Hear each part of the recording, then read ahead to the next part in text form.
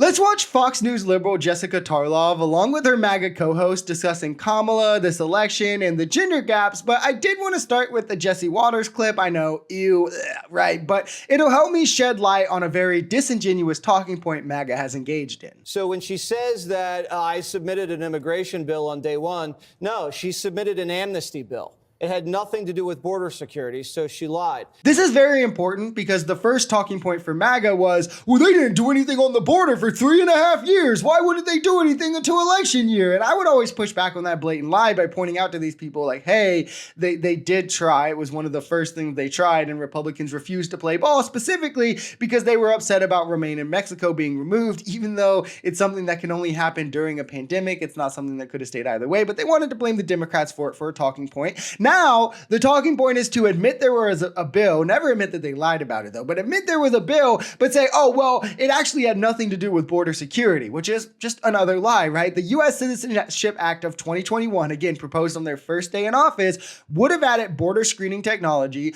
more security between ports of entry, enhanced penalties for illegal crossings, increased border patrol training and education. It would have stood to address the root causes of migration, that being which sanctions we could release to reduce these effects or possible aid and investment into these areas to kind of stem the flow of people wanting to migrate, more judges, more courts, more adjudicators to reduce the backlog of cases and work visas, which is where the majority of undocumented immigrants come from, overstayed work visas or backlogged asylum or immigration claims. But I'm glad that MAGA is finally admitting that they're wrong about no bills being brought forth until election year. What a big concession. I was offended by him calling himself the father of IVF and then saying that Senator Katie Britt is young and fantastically attractive, as if that's relevant at all to her concerns about her friends who have used fertility treatments in order to become pregnant.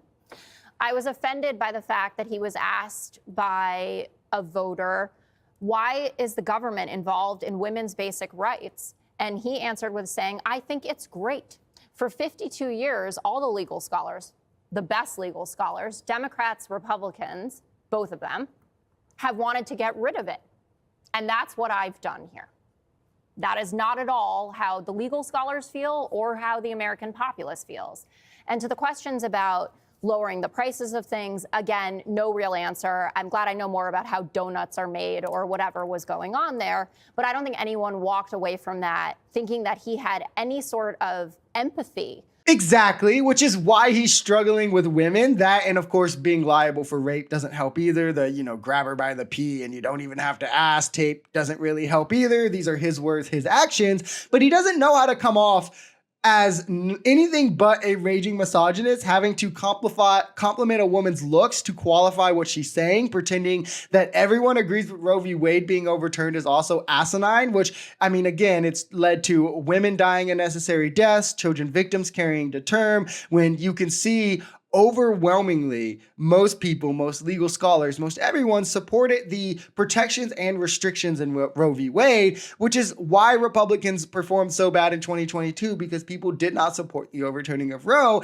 And now it's came out that the women in Georgia town hall he did were all women who were screened beforehand to be guaranteed Trump supporters. And Fox also cut out a clip of a woman saying that she would vote for Trump no matter what to hide this fact from people watching on Fox. Now, imagine if Kamala did that, right? I mean, they lie about all of her interviews being chopped up anyway. Imagine if there was hard evidence like this, the talking points and rage that they would go on. But of course, for them, Trump is just allowed to get away with whatever he wants. Harris brought up that the family had put out a pre-buttal, and he laughs and he says, we're going to have higher ratings, which seems pretty cruel. You could use that moment to say, I am so sorry that that young woman, a mother of a 6-year-old boy, lost her life. And then if you want to go to the angle of say it's the hospital's fault, actually no law should have allowed that to happen, that's one thing. He should have said that the Democrats were lying about it.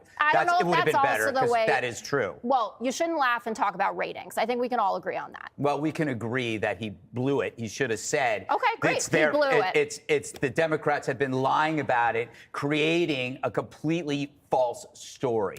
We are the worst. I would also just like to say that it's getting a little exhausting to hear about Kamala's crisis with men constantly when Donald Trump's crisis with women is bigger and women vote in higher numbers. And this is a huge point that needs focus put on it. Trump trails more in the woman gap than Kamala does in the men gap. And also a significant point, Trump trails more in the black vote than Harris does in the white vote. And these are the kind of margins that could decide an election when it's this close, razor thin, really a 50-50 election. And it's due to comments like they're discussing here, right? Trump being asked about a case where a mother lost her daughter, a son lost his mom from something that was preventable. And he laughed and said, well, my town hall will get more ratings than them talking about that. He's so politic brained that he can't even show empathy because he thinks that it might hurt him because it was directly his doing that led to that. And the idea that somehow the law had nothing to do with it, that it's all the hospital's fault and you can't blame Trump is complete nonsensical bullshit, if I'm being honest. This wasn't happening prior to Roe v. Wade being overturned. It is the direct result of that, and that these states being allowed to pass these horrendous and insane laws that scare hospitals into acting for fear of legal repercussions. The law is to be interpreted, right? It is about how people interpret it. That is why they're taken to courts, they're taken to appellate courts, they're taken through all these stages. And if the law is written in a way that people interpret it in a way that scares them from doing a procedure, that is the fault of those creating the law.